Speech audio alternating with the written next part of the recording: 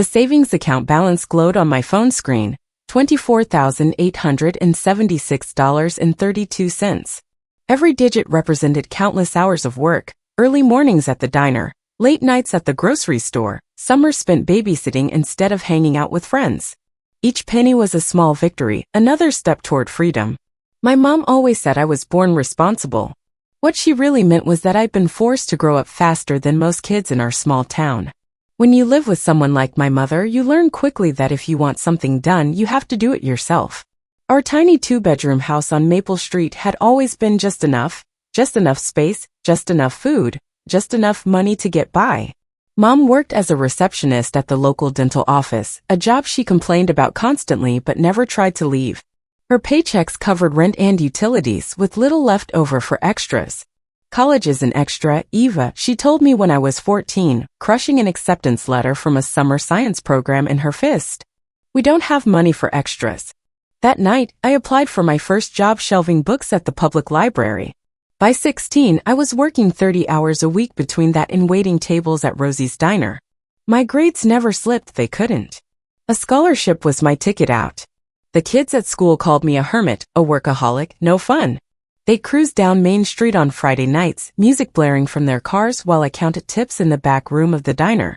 Sometimes I'd watch them through the window, laughing and carefree, and wonder what that felt like. But then I'd think about my savings account growing larger each month, and a different kind of freedom would fill my chest. You're missing out on the best years of your life, Mom would say when I dragged myself home at midnight, feet aching. I had so much fun in high school. That was the difference between us. Mom lived for today. I lived for tomorrow. She spent her paychecks on impulse purchases, new clothes, weekend getaways with whatever boyfriend she had that month, concert tickets. Then she'd turn around and ask to borrow money from me for groceries or the electric bill. I always gave it to her, but I kept my college fund separate. That money was sacred. It represented everything I wanted: education, opportunity, a life where I made the decisions.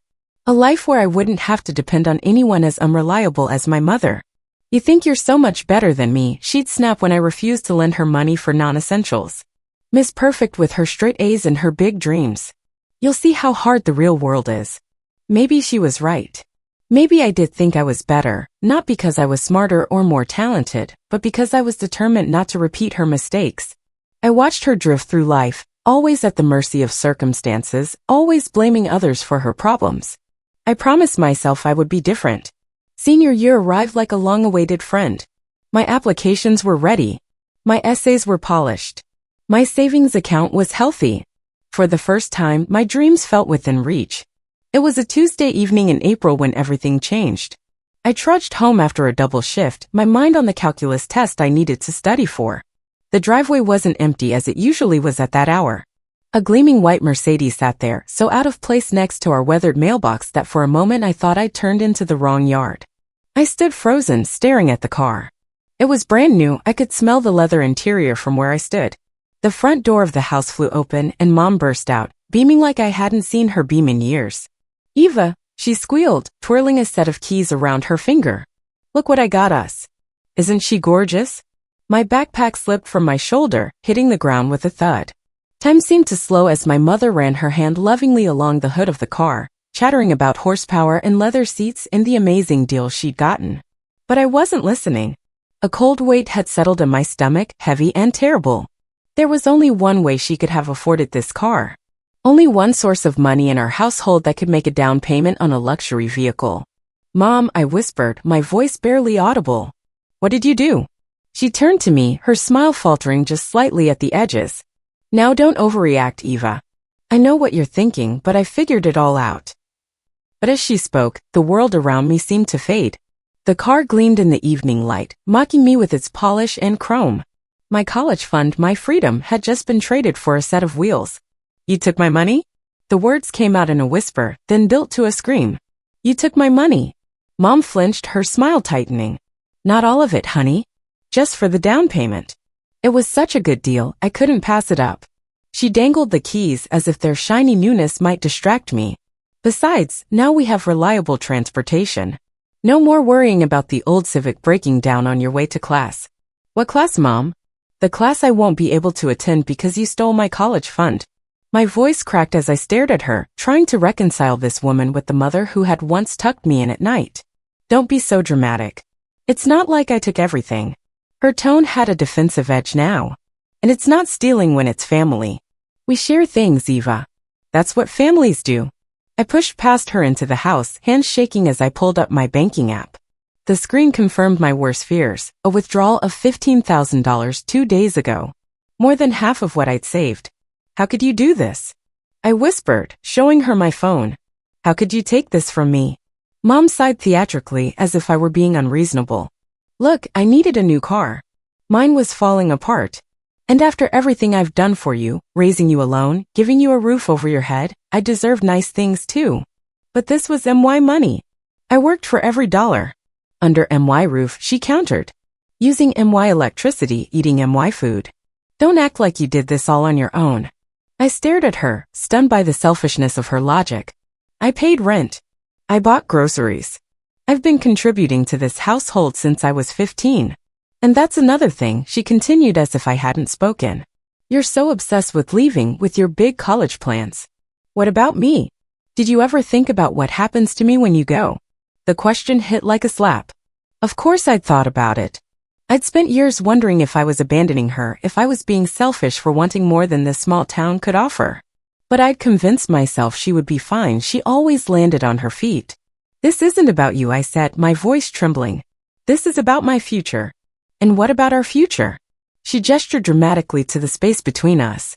I thought we could take road trips in that car. Visit you at college. Have something nice for once in our lives. Road trips. I laughed bitterly. With what money, Mom? The money you just spend on a car payment you can't afford. Her face hardened. You know what your problem is, Eva? You've never known how to live in the moment. Life isn't all about plans and savings accounts. Sometimes you have to take what you want, even if it belongs to someone else. I challenged. I am your mother, she said, her voice rising. Everything you have exists because of me. And you're still a minor living under my roof. That money was in a joint account. The truth of that last statement hit me like a physical blow. The account was joint because I'd been 17 when I opened it. I'd meant to change it after my 18th birthday 2 months ago but had been too busy with work and school. A rookie mistake. One I was paying for now. You had no right, I said, tears burning my eyes. No moral right, regardless of whose name was on the account.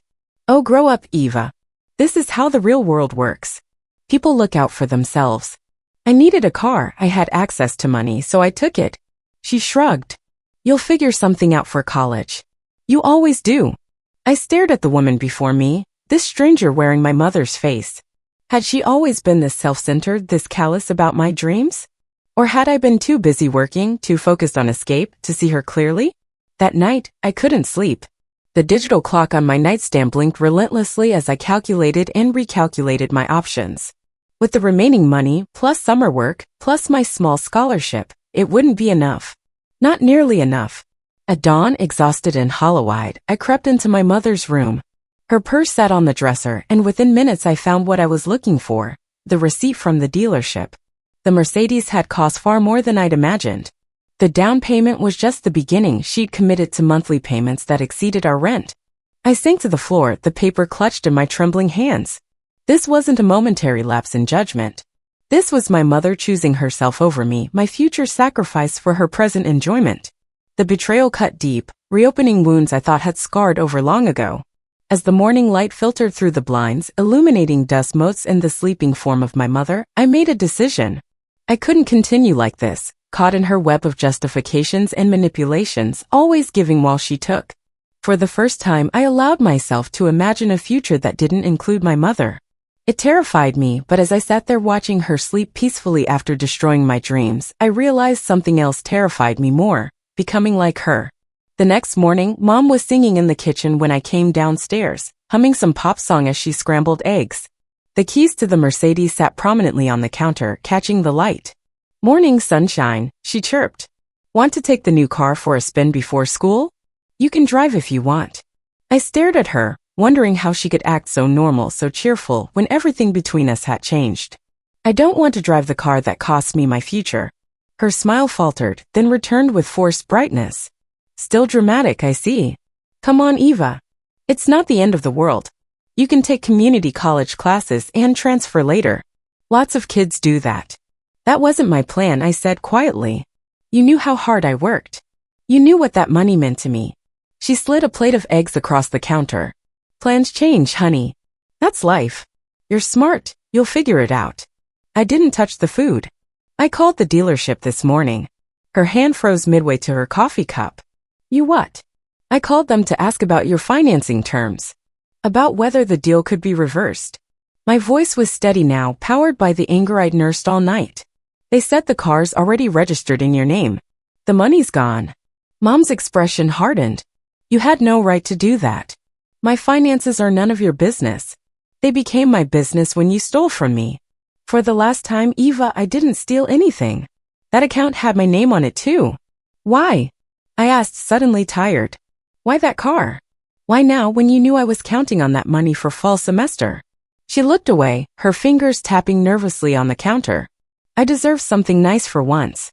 Do you know how hard I've worked? How many sacrifices I've made? So have I. My fist came down on the counter, rattling the keys. I've worked just as hard. I've sacrificed everything, my time, my social life, my teenage years, all for a future you just threw away on a car we don't need and can't afford. Well, maybe I'm tired of hand-me-downs and bargain bins, she shouted back. Maybe I'm tired of watching every penny while you look down your nose at me for wanting nice things. Nice things you didn't earn, I said quietly. Her face flushed. I have earned every good thing in my life, including that car. You think it's easy raising a kid alone? You think I haven't sacrificed? While you were busy judging me, I was keeping a roof over our heads. A roof I helped pay for, I reminded her. Food I helped buy. Bills I helped cover. Oh, listen to Saint Eva, so responsible, so mature. Her voice dripped with sarcasm. You've made sure I never forget how much better you are than me, haven't you? Always counting pennies, always disapproving. The accusation stung because there was a grain of truth in it. I had judged her choices, had made her feel less than with my constant striving for something better. But that didn't justify what she'd done. I need that money back, Mom, I said, my voice breaking. Please, figure out something else for the car. For a moment, something like regret flickered across her face. Then her expression hardened again. It's done, Eva. The money's spent. Life is hard and things don't always go as planned. This is a lesson you needed to learn eventually. A lesson? I echoed in disbelief.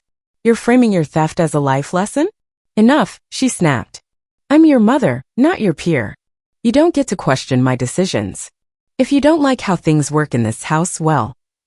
She gestured vaguely toward the door. The implication hung between us. If I didn't like it, I could leave. For the first time, I seriously considered it. Where would I go?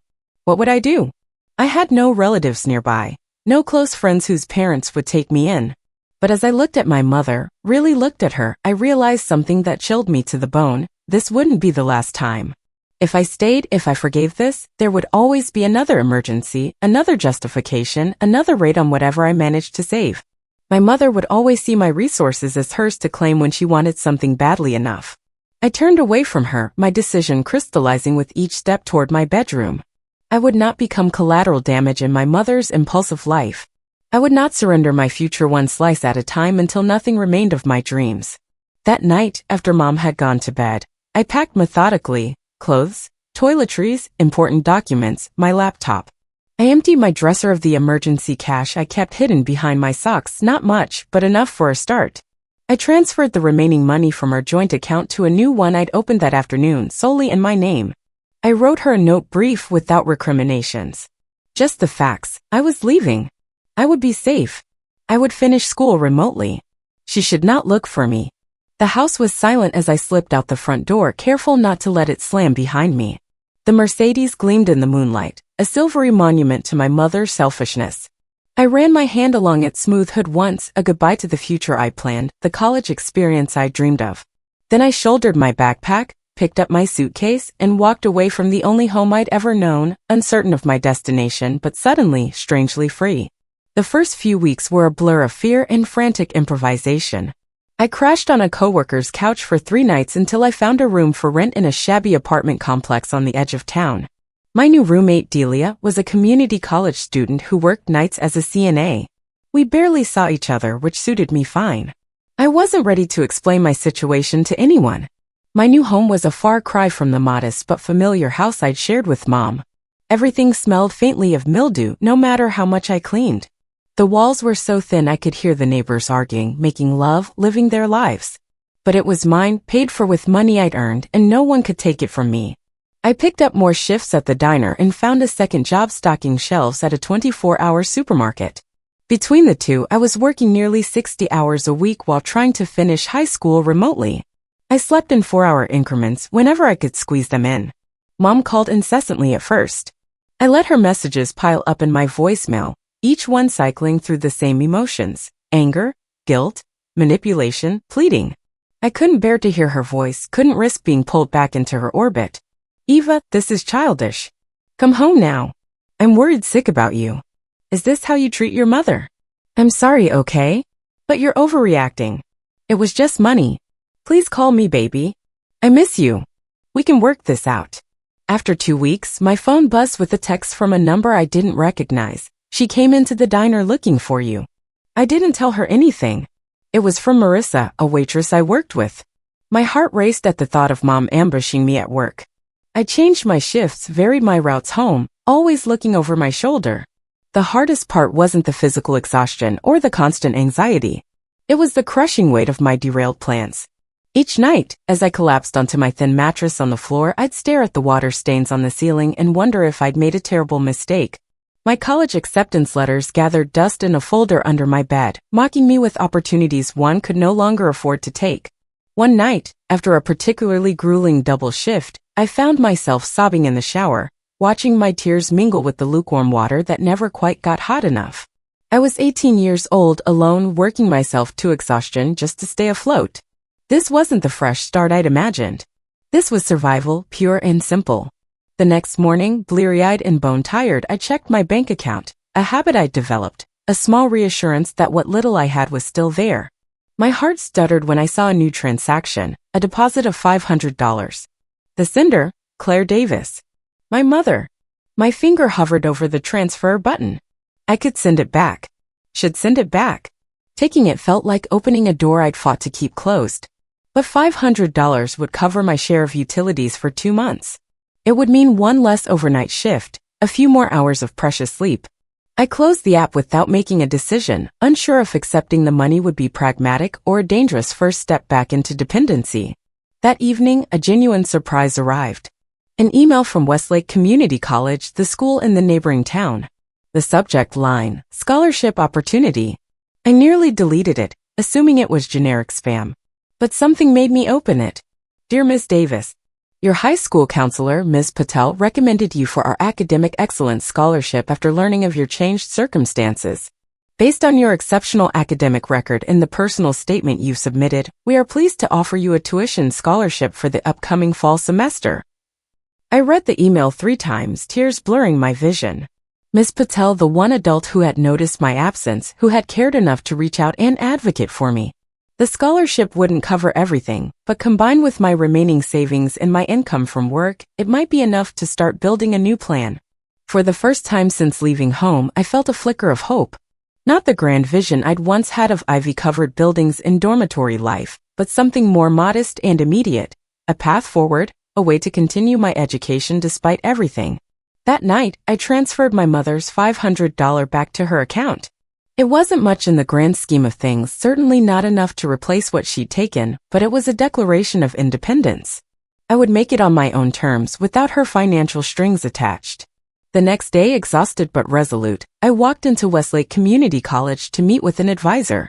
The campus was nothing like the universities I dreamed of attending, just a cluster of utilitarian buildings around a small quad, but as I sat in the fluorescent-lit office discussing course options, I felt something shift inside me. This wasn't defeat. This was adaptation. This was me, still standing, still pursuing education despite everything that had been taken from me. Different path, same destination. As I walked back to the bus stop, my phone buzzed with a text from my mother. I see you returned the money. Why are you punishing me like this? I'm still your mother. I stared at the message for a long moment before slipping the phone back into my pocket, unanswered. She still didn't understand what this was about. This wasn't punishment. This was self-preservation. The money had never been the real issue between us. It was what the money represented: respect, boundaries, trust, all the things she'd violated when she raided my college fund for her own desires. Those things couldn't be repaid with a $500 deposit or tearful voicemails. The setting sun cast long shadows across the community college campus as I waited for my bus. Tomorrow would bring another day of work, another night of exhaustion. But now there was also a glimmer of something else on the horizon, a future I was rebuilding, piece by piece, on my own terms. Summer faded into fall, and with it came a new rhythm to my days. Mornings at Westlake Community College, afternoons at the diner, evenings spent studying in my tiny room with its single window facing a brick wall. It wasn't the college experience I'd imagined, but each completed assignment felt like a small victory, proof that I was still moving forward despite everything. I'd cut my work hours to accommodate classes, which meant even tighter finances. No more impulse purchases, not even small ones like a coffee between classes or a new notebook when the old one still had blank pages. Every penny was accounted for, every expense justified. My mother's attempts to contact me grew less frequent but more calculated. A birthday card with a check I returned uncashed. A message through a mutual acquaintance that she was worried about me.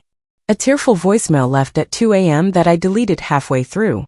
"You need to talk to her eventually," Delia said one rare evening when we were both home, sharing a box of mac and cheese at our wobbly kitchen table. "She's still your mom." I pushed the pasta around my plate. "She stole from me." "Yeah, that's messed up," Delia acknowledged. "But family's complicated. My dad drank away our rent money more times than I can count, but he's the one who taught me to change a tire and stood up to my high school principal when I got suspended unfairly." I understood what she was saying. People aren't all good or all bad. My mother had loved me in her way, had worked to keep us housed and fed, had held me when I cried over childhood hurts, had been proud of my academic achievements even if she didn't fully understand them. But some betrayals cut too deep to be excused by shared blood and history. "Maybe someday," I said finally. "Not now." Fall semester at Westlake surprised me. The classes were challenging, the professors engaged. My literature professor, Dr. Mera, took a special interest in me after I submitted an essay analyzing the theme of escape and "Their Eyes Were Watching God." He kept me after class one day, his kind eyes evaluating me over wire-rimmed glasses. "Your writing shows unusual insight, Eva. Have you considered applying to four-year colleges for next fall?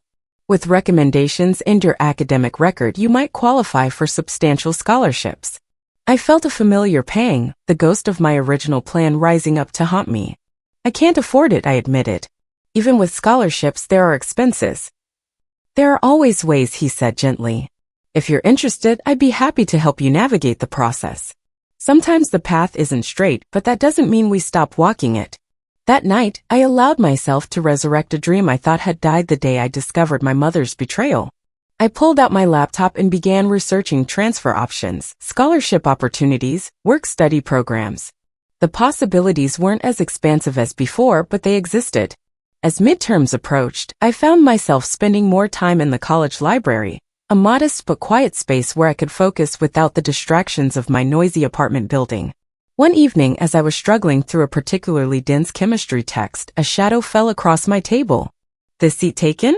I looked up to find a guy about my age, his arms full of engineering textbooks and a thermos that smelled enticingly of coffee.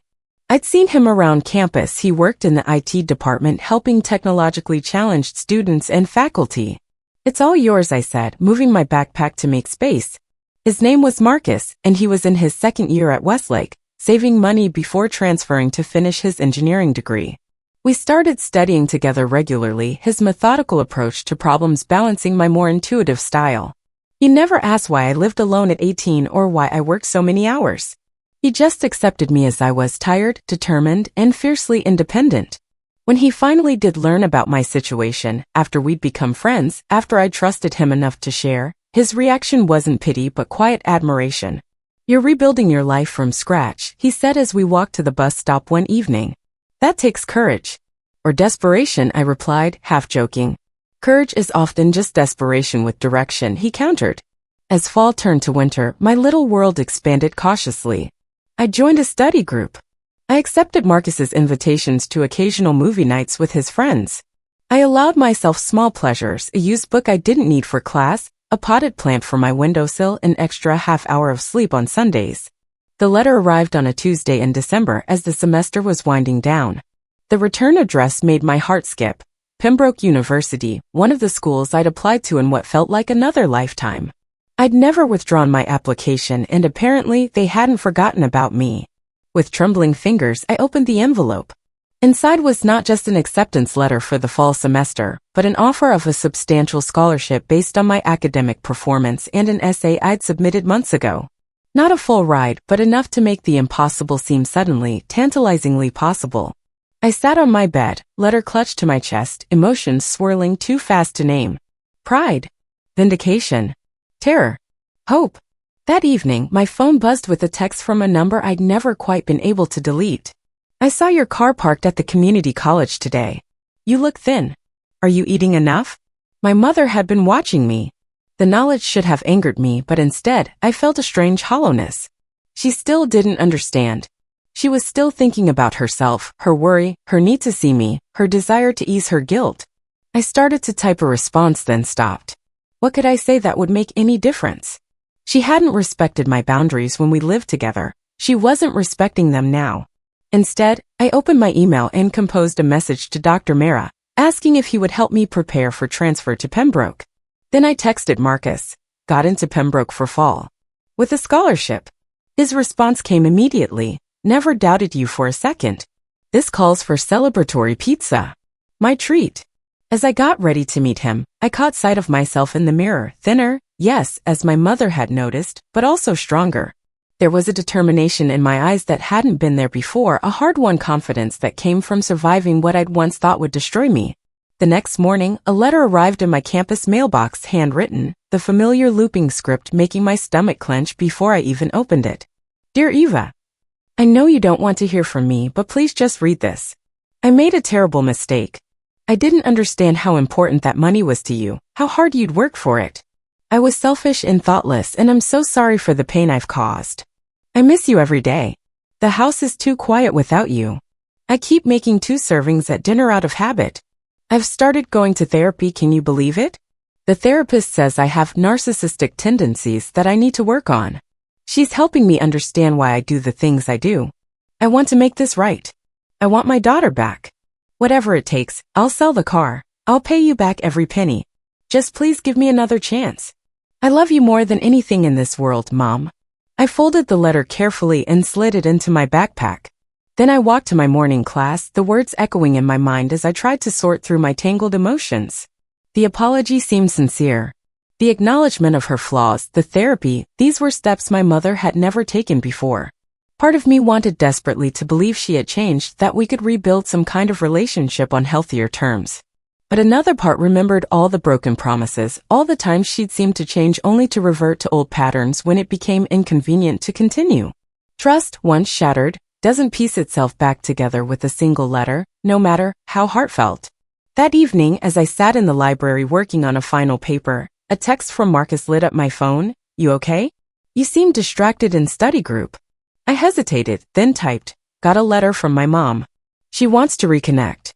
His response was characteristically thoughtful. What do you want? What did I want? The question haunted me as I walked home through the cold December night. Stars pricked the dark sky above, indifferent to the small human dramas unfolding beneath them. My breath puffed white in the frosty air as I considered Marcus's question. I wanted peace. I wanted to build my future without looking over my shoulder at the past. I wanted to be free of the anger and hurt that still flared when I thought of my mother's betrayal.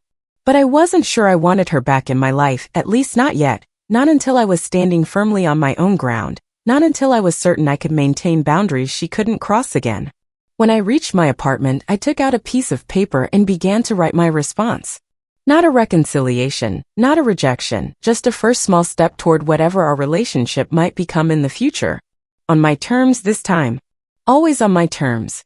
Spring arrived with a riot of cherry blossoms on the Westlake campus, their pale pink petals drifting across the quad like snow. I walked among them, acceptance letter from Pembroke in my backpack, a decision weighing on my mind. The winter had passed in a blur of work and study, my focus narrowed to immediate goals. Finish the semester with top grades, save every possible dollar, prepare for transfer. I'd kept my mother's letter but hadn't responded to it. Some wounds take longer to heal than others. Dr. Mara had become my unofficial mentor, helping me navigate the transfer process, writing a glowing recommendation that undoubtedly helped secure my acceptance to Pembroke. He'd even connected me with an alumna who offered a room in her off-campus house at a reduced rate in exchange for helping maintain the property. "You've done remarkable work under difficult circumstances," he told me during our last advising session. "But don't forget that accepting help doesn't diminish your independence. It simply acknowledges our human interconnectedness." I was beginning to understand what he meant. True independence wasn't about doing everything alone, it was about having the freedom to choose your connections, to build relationships that nourished rather than depleted you. Marcus had become more than a study partner over the months. Our friendship had deepened into something neither of us had rushed to label, comfortable in its gradual unfolding. He'd applied to engineering programs at several universities, including one not far from Pembroke. We could visit on weekends, he said tentatively one evening as we sat on a bench outside the library, watching the sunset paint the sky in watercolor hues. "If you wanted."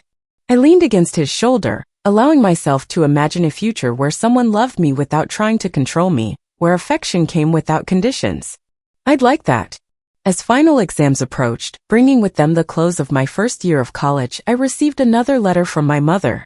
Unlike the first, this one came with no plea for forgiveness, no request for reconciliation. Just a cashier's check for $15,000, the exact amount she'd taken for the car down payment, and a brief note. "This is yours. No strings attached. I'm proud of what you've accomplished on your own. Love, Mom." I stared at the check for a long time, emotions warring within me. The money would make an enormous difference, covering expenses the scholarship didn't, providing a safety net I'd been without for months. But accepting it felt complicated, loaded with meaning beyond its monetary value. After careful consideration, I deposited the check. Not because I'd forgiven her completely, but because I refused to punish myself by rejecting resources I rightfully deserved. The money had been mine to begin with. Taking it back wasn't surrender, but restitution. I sent her a short text. "Thank you for returning what was mine." Her response came minutes later. "You're welcome. I'm in therapy twice a week now. I'm learning a lot about myself. The car is gone, trade it for something more reasonable. The house feels empty without you, but I understand why you needed to leave." I didn't reply, but something in me softened slightly. Not enough to go running back, not enough to forget the breach of trust that had driven me away, but enough to acknowledge that perhaps my mother was genuinely trying to change. The day after my final exam, as I packed up my few belongings from the apartment I'd shared with Delia, my phone rang. My mother's number flashed on the screen. After a moment's hesitation, I answered. "Eva." Her voice sounded smaller than I remembered, tentative. "Hi, Mom." I sat on my stripped mattress, surrounded by boxes. "I wasn't sure you'd pick up." A pause. "How are you?" "I'm good. Just finished my exams. Moving out tomorrow." "Where will you go for the summer?" The concern in her voice seemed genuine. "I got a job as a program assistant at a summer academic camp for high schoolers. It comes with housing." Another pause, longer this time. "I heard from Mrs. Wilson that you got into Pembroke. With a scholarship." Mrs. Wilson, our neighbor, who'd always been kind to me. Of course word had gotten back to my mother about my acceptance. Small towns had few secrets. "Yeah. I start in the fall." That's wonderful, Eva. I always knew you could do it." Her voice cracked slightly. "I'm so proud of you." The words hit me harder than I expected, unlocking something tight and painful in my chest. Despite everything, some childish part of me still craved her approval, still wanted her to see and acknowledge my achievements. "Thanks," I managed. "Listen, Eva. I know I have no right to ask anything of you, but I was wondering if, before you go to Pembroke, if you might consider having lunch with me? Just once. On neutral ground. I'd like to see you, to tell you some things face to face." My instinct was to refuse, to protect myself from the complicated emotions that seeing her would surely evoke. But Dr. Mara's words came back to me. "Sometimes the path isn't straight." "I'll think about it," I said finally. "I can't promise anything." "That's fair. More than fair." She sounded relieved just to have me consider it. "You know where to reach me. Whenever you're ready. If you're ever ready." After we hung up, I sat in my half-empty room, staring at the blank walls that had sheltered me through the hardest months of my life. This small, shabby space had been my first true home, the first place that was mine alone, untouched by my mother's chaos. The summer passed in a whirlwind of activity. The academic camp kept me busy from dawn till dusk, mentoring bright high school students who reminded me painfully of myself a year ago, eager, determined, full of plans. I guided them through college applications, helped them polish essays, listened to their dreams and fears. "You're good at this," the program director told me. "You connect with these kids in a way most of our assistants don't. Have you considered education as a career?" I hadn't, but the suggestion took root in my mind. I'd always planned on business or law, practical fields that promise financial security. But watching these students blossom under guidance and encouragement awakened something new in me.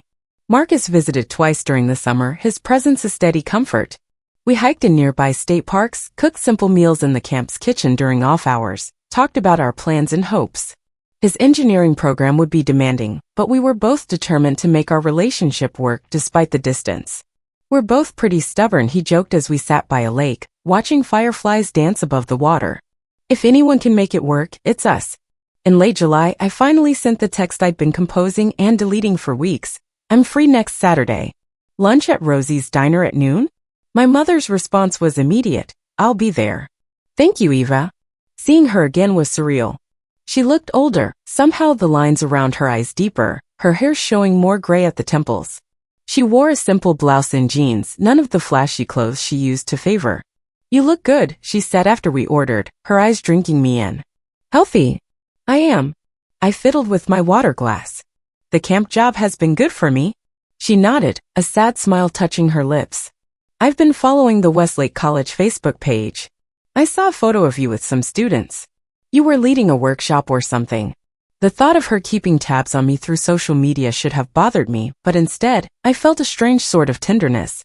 She had been trying in her own way to remain connected to the life I'd built without her. "Mom," I said, setting down my glass. "I need to know, do you understand why I left?" "Really understand?" She met my gaze steadily. "I do now. It took time and a lot of therapy, but I get it. It wasn't just about the money. It was about respect. About seeing you as a separate person with your own dreams, not an extension of me." "Yes," I said, relief flooding through me at being finally truly understood. "That's exactly it." "I was selfish," she continued. "I've always been selfish. My therapist helped me see that I have a pattern of, well, she calls it entitled thinking. I convince myself I deserve things, even when getting them hurts other people. Even when those people are the ones I love most." She reached for her purse and pulled out a small journal, its covers worn from frequent handling. "I've been keeping track of my progress. Writing down when I catch myself falling into old patterns." She gave a self-deprecating smile. "It's embarrassingly often, but I'm trying." For the first time, I allowed myself to really see my mother not as the villain in my story, nor as the perfect parent I'd sometimes wished for, but as a flawed, complex human being struggling with her own demons. "I'm not asking you to come home," she said, closing the journal. "You've built an incredible life for yourself, and I'm so proud of you for that. I just want a chance to be part of your life again. On whatever terms you're comfortable with." I considered her words carefully, weighing them against the past we shared and the future I was building. "I can't promise anything overnight," I said finally. "Trust takes time to rebuild. But I'm willing to try." Slowly, the relief on her face was palpable. "That's all I can ask for." We finished our lunch, the conversation shifting to safer topics, my classes, her new job at the library, the small changes in our hometown. It wasn't the warm, effortless rapport we'd sometimes shared in the past, but it was a beginning. As summer drew to a close, I packed my few possessions once more, preparing for the move to Pembroke. My mother offered to drive me, an 8-hour journey that would have been awkward months ago, but now felt like a possible bridge between our separate lives. "Are you sure?" I asked when she suggested it. "It's a long drive." "I'm sure," she said. "Unless you'd rather go with Marcus or a friend." I thought about it, then made my decision. "No, that would be good. Thank you." The drive was surprisingly comfortable. We listened to music, stopped at roadside attractions, talked about everything and nothing. There were still moments of tension, old patterns threatening to resurface, but we navigated them with newfound awareness. As we approached Pembroke's campus, its stone buildings and tree-lined paths, everything I dreamed of, my mother grew quiet, taking in the sight of my new home. "It's beautiful," she said finally. "It looks like where you belong." We unloaded my things at the house I'd be sharing with 3 other students. The landlady, Dr. Mara's contact, greeted us warmly, showing me to my room, small but bright, with a window overlooking a garden. When everything was settled, my mother and I stood awkwardly in the driveway beside her car, a sensible sedan that had replaced the Mercedes. "Well," she said, jingling her keys, "I should get going if I want to make it halfway home before dark." I hesitated, then stepped forward to hug her, our first physical contact in over a year. She stiffened in surprise, then melted into the embrace, her arms tightening around me. "Thank you," I whispered. "For driving me. For trying." She pulled back, wiping tears from her cheeks. "I'm so proud of you, Eva. Not just for Pembroke or your scholarship, but for your strength. For knowing your worth and standing up for it, even when it was hard. Even when it meant standing up to me." As I watched her drive away, I felt a curious lightness. Not the complete healing of all wounds, not the erasing of the painful past, but a sense of possibility. A future where my mother might be part of my life without controlling it, where I could love her without being diminished by her. My phone buzzed with a text from Marcus. "Arrived safe? Want to video chat tonight?" I smiled, typing back a quick yes to both, before turning to face my new home, my new beginning. The journey ahead would not be easy. There would be financial struggles, academic challenges, the continuing work of rebuilding trust with my mother. But for the first time, I felt truly confident in my ability to face whatever came next.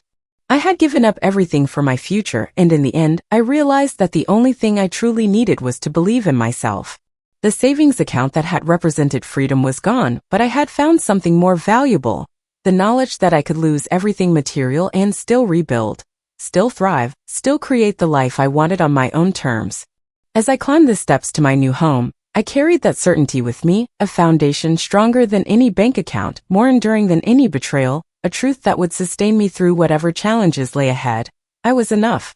My strength, my determination, my resilience, they were enough. They always had been.